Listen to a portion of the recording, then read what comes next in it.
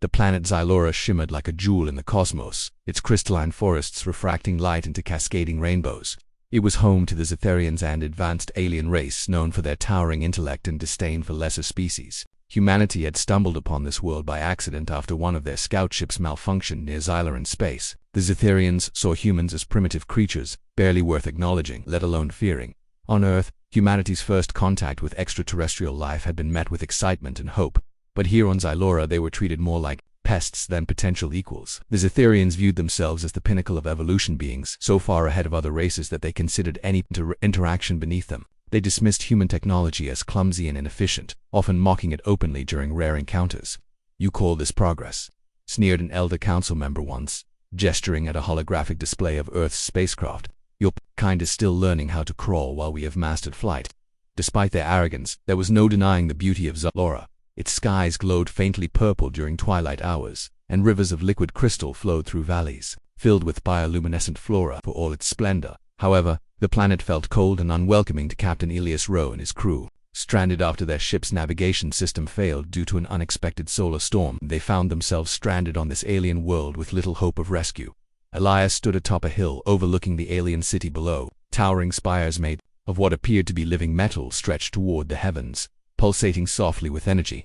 He couldn't help but feel small, not just physically, but existentially. Everything about the Zetherians screamed superiority, from their sleek architecture to their condescending mannerisms. Yet, something deep within him refused to accept defeat.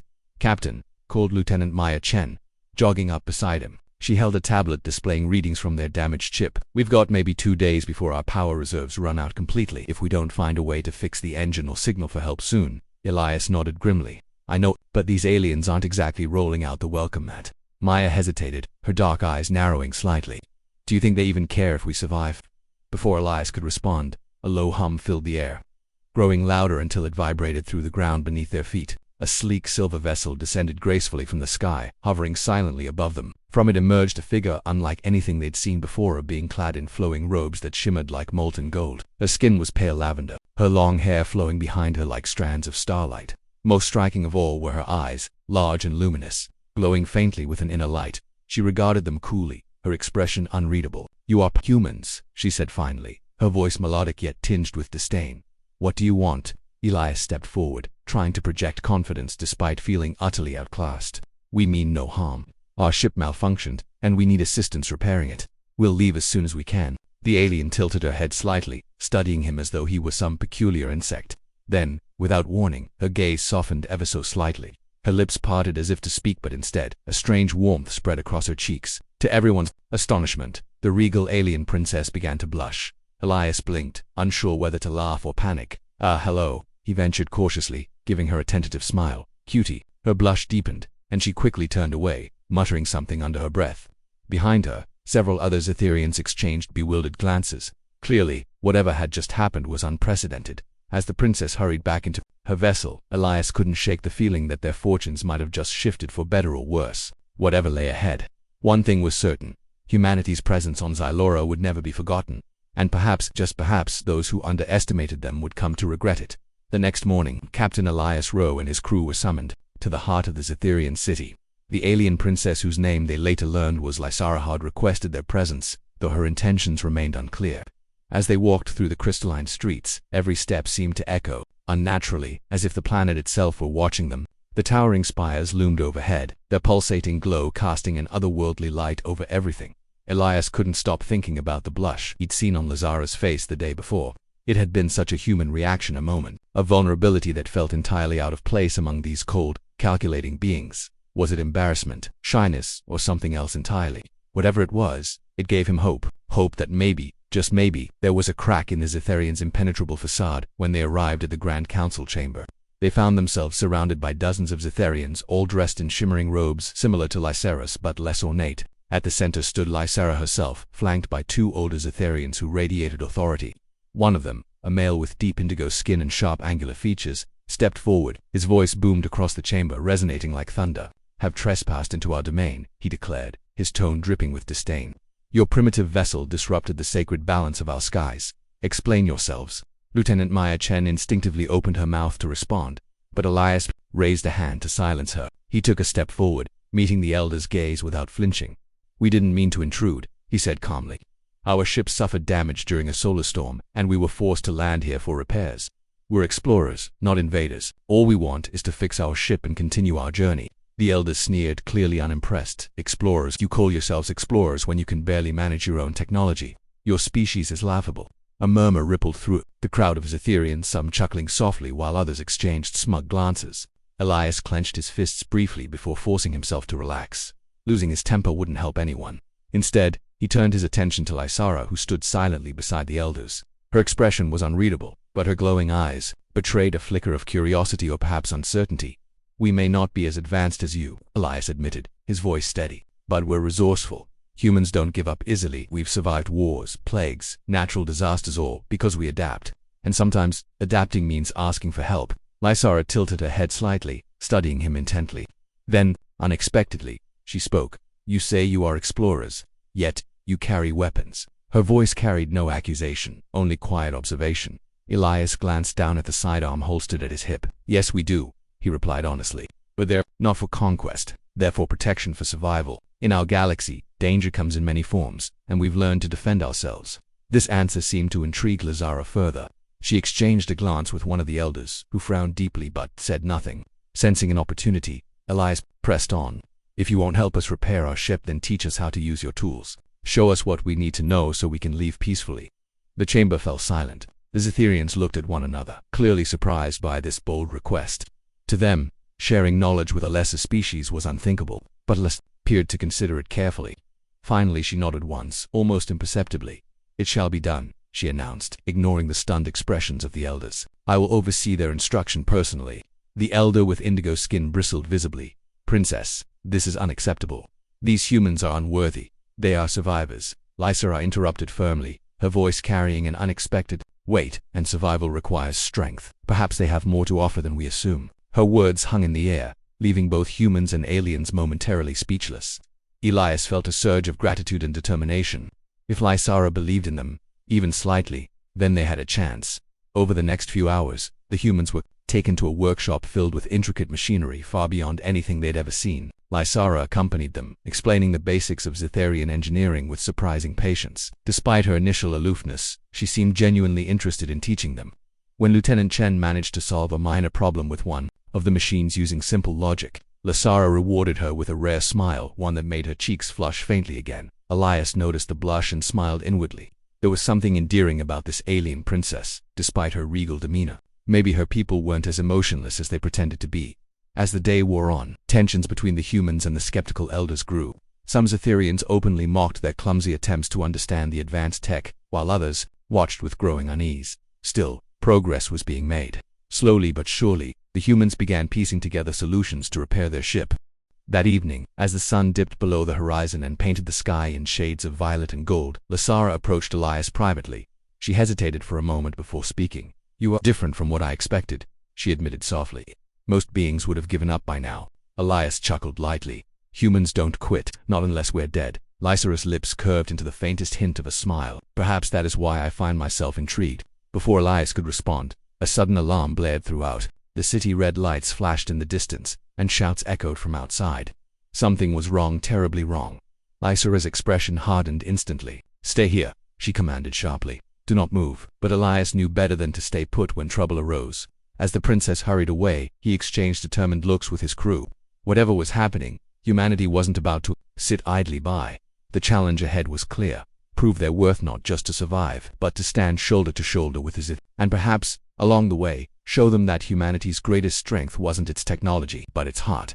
The alarm continued to blare, its piercing wail reverberating through the crystalline city like a warning siren. The humans exchanged uneasy glances as chaos erupted around them. Zetherians rushed past in organized clusters, their shimmering robes flowing behind them like streaks of liquid light. Captain Elias Rowe clenched his fists, feeling a mix of frustration and determination bubbling inside him.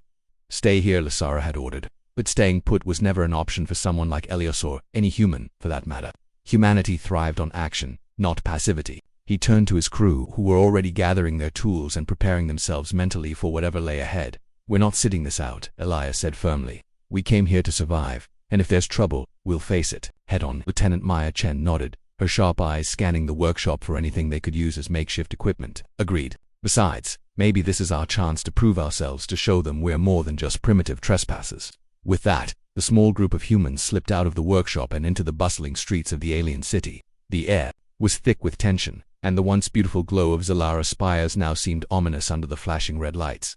They followed the flow of Zetherians toward the source of the commotion, or massive structure at the heart of the city that pulsed erratically with dark energy. As they approached, Elias spotted Lysara standing near a group of elders, her expression grim. Around her, other Zetherians worked frantically to stabilize the building's core, which appeared to be malfunctioning dangerously. Sparks flew from exposed panels, and strange symbols flickered across translucent screens embedded in the walls. Whatever was happening, it wasn't natural. It looked deliberate, almost mechanical. Elias stepped forward cautiously, raising his hands to signal he meant no harm. "What's going on?" he called out over the noise. Lysara turned sharply, her glowing eyes widening slightly when she saw him. "I told you to stay," she began, but Elias cut her off. "And I'm guessing you didn't expect us to listen," he replied with a wry smile. "Let us help. We might not understand your tech perfectly, but we've dealt with emergencies before." For a moment, Lysara hesitated, torn between her duty to protect her people and her growing curiosity about these stubborn humans. Finally, she gestured toward one of the malfunctioning consoles. "Very well. See if you can make sense of this, but do not interfere unless absolutely necessary." The crew sprang into action, examining the console closely. To their surprise, the design principles weren't entirely alien. Some aspects reminded them of Earth-based systems, albeit far more advanced. Using their limited knowledge and sheer ingenuity, they began troubleshooting the problem. Meanwhile, Elias kept an eye on the bigger picture, observing how the Zith responded to the crisis. What struck him most was how rigidly structured their efforts were. Every Zetherian had a specific role, moving with precision and efficiency but also without flexibility. When something unexpected happened, they faltered, unsure how to adapt. It was a stark contrast to humanity's chaotic yet adaptable approach. "This isn't just a technical failure," Maya muttered as she worked alongside Elias.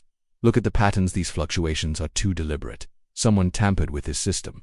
Elias frowned, his mind racing. Sabotage by whom? Before Maya could answer, a loud crack echoed through the chamber, followed by a surge of energy that sent several Zetherians stumbling backward. One of the elders shouted orders, but panic was beginning to spread among the crowd. The situation was spiraling out of control. That's when Elias noticed something peculiar, a faint green glow emanating from a nearby panel. He moved closer, squinting at the intricate circuitry beneath the surface. His instincts kicked in, and he realized what needed to be done. Without hesitation, he grabbed a tool from his belt and started rerouting the energy flow manually. "What are you doing?" Lysara demanded, rushing to his side. Her voice was tinged with both fear and disbelief. "Buying us time," Elias replied tersely, his focus unwavering. "If I don't stabilize this section, the entire core will overload." Lysara watched in stunned silence as Elias worked quickly, his movements confident despite the danger. For all their advanced technology, none of the Zetherians had thought to take such a direct approach.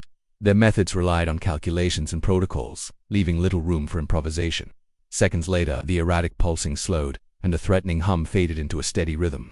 The immediate crisis was averted, at least for now. Breathing heavily, Elias stepped back, wiping sweat from his brow. Around him, the Zetherians stared in awe, their expressions a mixture of relief and confusion. "You've saved us," Lysara whispered, her voice barely audible over the lingering hum of machinery.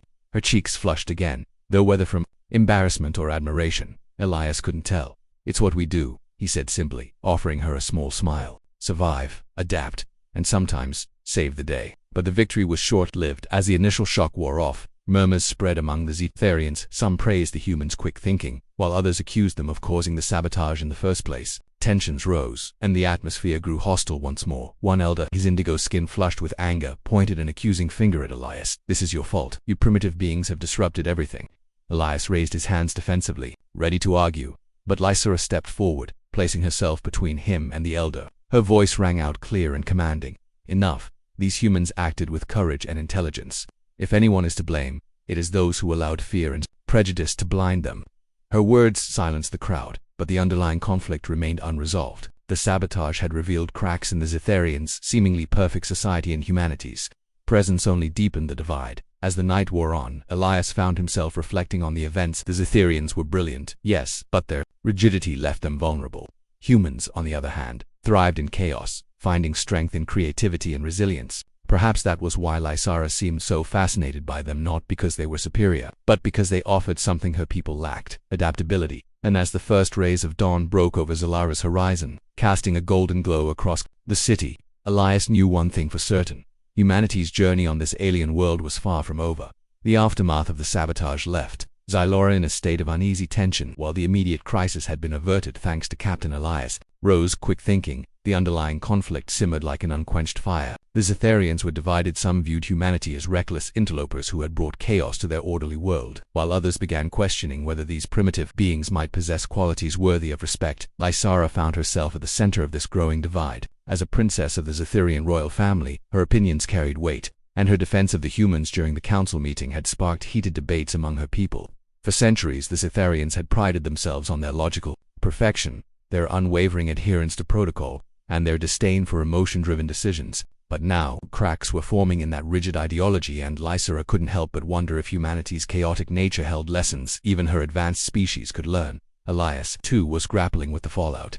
Though he and his crew had proven their worth by stabilizing the malfunctioning core, suspicion still lingered in the eyes of many Zetharians. Some openly accused them of orchestrating the sabotage, a claim that seemed absurd given their desperate need to repair their ship and leave.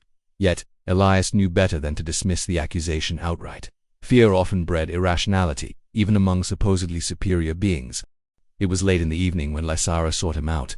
She approached quietly, her golden robes shimmering faintly under the dim light of the crystalline city. Her expression was guarded, but there was a softness in her glowing eyes that hinted at vulnerability. "I must speak with you," she said simply, gesturing for him to follow her. They walked together through the quiet streets, away from the bustling crowds and prying eyes of the elders. The air felt cooler here, almost serene despite the turmoil swirling around them. "What is it?" Elias asked, once they reached a secluded garden filled with bioluminescent plants that cast a gentle blue glow. He turned to face her, noting the way her hands fidgeted slightly, a rare sign of nervousness from someone usually so composed. "The sabotage, it was not random," Lysara admitted after a pause. Her voice was low, tinged with both anger and sadness. "There are factions within my people who oppose any interaction with outsiders. They see your presence as a threat to our way of life, to our purity." Elias frowned, processing her words. "You're saying some of your own people did this? To drive us away?" She nodded solemnly. "Yes, and they will try again. My father the king is considering expelling you all immediately. He fears further instability." Elias let out a slow breath, running a hand through his hair. "Great, just what we needed, more hostility." Then, with a wry smile, he added, "Guess we're really living up to the whole trouble follows us everywhere stereotype." Despite the gravity of the situation, Lysara chuckled softly. The sound was unexpected but undeniably human-like, and Elias felt a flicker of warmth in his chest. It was moments like these that reminded him how much alike they truly were, beneath the surface differences. "But why tell me this?" Elias asked, his tone serious now. "If helping us puts you at odds with your own people." "Because I believe in what you represent," Lysara interrupted, her gaze locking onto his. There was no hesitation in her voice, only conviction. "Your adaptability, your courage, your refusal to give up even when everything seems hopeless. These are strengths my people have forgotten or perhaps never possessed." Her words struck a chord deep within Elias. For so long, humanity had been underestimated, dismissed as inferior. Yet here was an alien princess, one of the most powerful beings in her society, acknowledging their value. It wasn't just validation, it was inspiration. "There's something else," Lysara continued, lowering her voice further. "I've uncovered evidence pointing to those responsible for the sabotage. If we act quickly, we can expose them before they strike again." She hesitated, biting her lip, an entirely human gesture that made her seem impossibly relatable. "I cannot do this alone. Will you trust me?" Elias didn't hesitate. "Of course, we're in this together." Over the next few hours, Lysara led Elias and his crew to a hidden archive buried deep beneath the city. The chamber was vast, lined with holographic records and ancient texts detailing centuries of Zetharian history. Together, they sifted through the data, searching for clues that would implicate the sabotage. Along the way, Elias marveled at the depth of knowledge stored within the archives, yet he couldn't shake the feeling that the Zetharians' obsession with preserving information came at the cost of emotional growth. Finally, they found what they were looking for: encrypted logs, implicating a faction of high-ranking officials who had secretly conspired against Lysara's father. The documents revealed not only their motives but also plans for another attack, one far more devastating than the first. "This is it," Maya whispered, her fingers flying over the console as she decrypted the final file. "We've got them." Lisbeth's relief was palpable, though tempered by the realization of what lay ahead. Exposing the conspiracy would mean challenging the very foundation of Zetharian society, a task that required both bravery and strategy. As dawn broke over Xylora, painting the sky in hues of lavender and gold, Elias stood beside Lysara, watching the horizon. The weight of the coming confrontation rested heavily on their shoulders, but there was also a sense of hope. Humanity and Zetharians were about to collide, not in battle, but in understanding. "You know," Elias said softly, breaking the silence, For all your talk about logic and perfection, you're pretty brave yourself. Lysara glanced at him, her cheeks flushing faintly once more. Bravery is easy when you have cause to fight for. Perhaps humanity has taught me that. And in that moment, amidst the uncertainty and danger, a bond formed between them, one that transcended species and worlds. Whatever happened next, they would face it together. The evidence was damning: encrypted logs, detailed plans, and even recordings of clandestine meetings. The conspirators within the Zetherian elite had left a trail of breadcrumbs. Perhaps too arrogant to believe anyone would dare challenge them. But now, armed with this information, Captain Elias Rowe and Princess Lysara faced their greatest test yet, exposing the truth in a society built on rigid hierarchy and unshakable tradition. As they prepared for the confrontation, tensions mounted. The stakes were higher than ever, not just for humanity's survival but for the future of Xylora itself. If the conspiracy succeeded, it could plunge the planet into chaos, tearing apart centuries of unity under the guise of purity. And if Elias and Lysara failed, not only would humanity be cast out, or worse, but Lysara's trust in her own people would shatter irreparably. Elias gathered his crew in a secluded corner of the crystalline city, where the faint hum of energy provided a comforting backdrop. Lieutenant Maya Chen spread holographic projections of the encrypted files across the makeshift table, her sharp eyes scanning every detail. "We've got enough here to bring down the entire faction," Maya said confidently, tapping one of the projections. "But presenting this to the council isn't going to be easy. They won't take kindly to accusations against their own." "They'll have no choice," Elias replied firmly. "This isn't just about us anymore. It's about protecting your people, Lysara, and showing them that change doesn't mean destruction." Lysara stood nearby, her expression thoughtful. She had spent her entire life adhering to the strict rules of Zetherian society, never questioning the order imposed by her elders. But now, she found herself standing at a crossroads, torn between loyalty to her family and faith in something greater. "I'll speak first," she said finally, her voice steady despite the turmoil inside her. "As princess, I can demand an audience before the council. Once I present the evidence, you must step forward. Elias, your presence will remind them that humanity is not the enemy but part of the solution." Elias nodded, though unease gnawed at him. Facing the council meant stepping into the lion's den, surrounded by beings who viewed him as little more than a nuisance. Yet he trusted Lysara implicitly, knowing she wouldn't lead them into danger without reason. The Grand Council chamber buzzed with anticipation as the royal summons brought dozens of Zetherians together.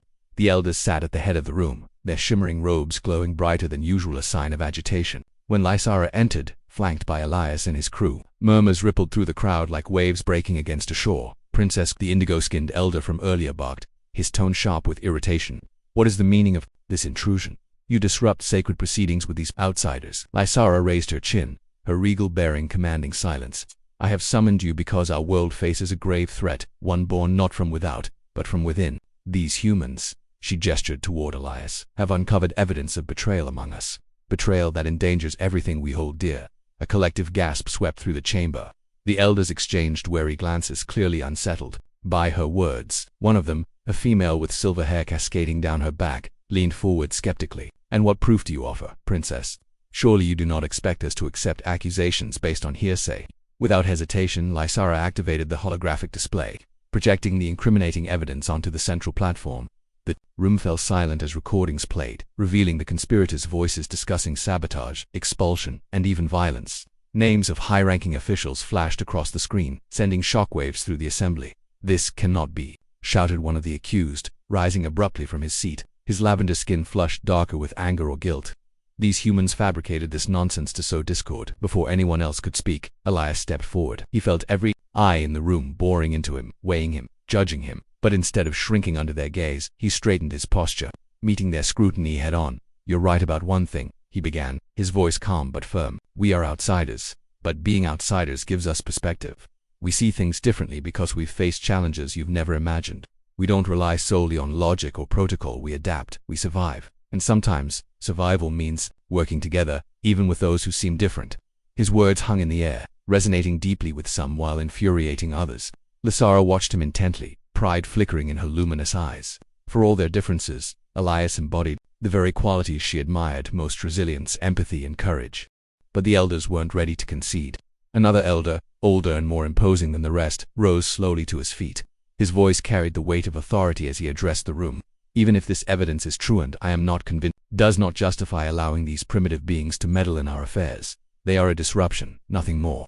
At that moment, chaos erupted. Supporters of the accused shouted accusations, while others called for justice. The once orderly council chamber dissolved into pandemonium, each side vying for dominance. Through it all, Lysara remained steadfast, her presence a beacon of hope amidst the storm. Elias turned to her, speaking low enough for only her to hear. It's time to show them what humanity's really made of. With a nod, Lysara stepped forward once more, raising her hands to command silence. Slowly the noise subsided, leaving only the hum of the chamber's energy fields. My people, she began, her voice ringing clear and strong. We stand at a crossroads. Will we cling to fear and division, or will we embrace the strength that comes from unity? These humans may be different, but they have proven their worth not through force but through heart. Can we say the same of ourselves? Her question hung heavy in the air, forcing every Zetharian present to confront uncomfortable truths. Some lowered their heads in shame, while others bristled with defiance. The battle lines were drawn, and the outcome remained uncertain. Yet amidst the tension, Elias noticed subtle shifts. A few younger Zetharians whispered amongst themselves, nodding in agreement. Others glanced at him and his crew with newfound respect. Change was slow, painful, and often resisted, but it was happening. As the council adjourned, tempers still flaring, Elias and Lysara shared a quiet moment outside the chamber. The fight wasn't over, but they had planted a seed. Whether it would grow into something beautiful or be crushed beneath the weight of tradition depended on what happened next. For now, though, humanity had earned a foothold, and that was enough. The days following the council meeting were a blur of tension and uncertainty. Though Lysara's bold speech had shaken the foundations of Zetharian society, resistance remained strong. The elders, unwilling to relinquish their grip on power, doubled down on their rhetoric, painting humanity as manipulative invaders who sought to corrupt Zalora's purity. Meanwhile, whispers of rebellion spread among the younger generation. Inspired by Lysara's courage and humanity's resilience, Elias knew they couldn't afford to wait for the elders to come around. They needed a decisive move, something that would force the entire population to see the truth. Gathering his crew in their makeshift workshop, he laid out a plan born of desperation and ingenuity. We need to show them what we're capable of, not just surviving, but thriving, Elias said, pacing back and forth as his team listened intently. They think we're primitive because we don't have their tech or rigid systems. But our strength isn't in perfection, it's in connection, in heart. Maya raised an eyebrow, intrigued but skeptical. And how exactly do you propose we show them that? Elias grinned, his eyes lighting up with determination. By doing what humans do best, creating something meaningful together. Something that proves we're not just survivors, we're builders, dreamers, collaborators. Over the next 2 days, Elias and his crew worked tirelessly alongside a small group of sympathetic Zetharians, mostly young engineers and thinkers who had been moved by Lysara's words. Together, they repurposed damaged machinery from the sabotaged core incident, blending human creativity with Zetharian precision. Their goal was simple yet ambitious: construct a prototype energy system that could stabilize Zalora's fragile, crystalline ecosystems, which had begun showing signs of strain due to years of neglect. Lysara joined them frequently, marveling at the collaborative spirit driving the project. For all her people's brilliance, she realized they rarely worked this way side by side, sharing ideas freely, embracing imperfection in pursuit of innovation.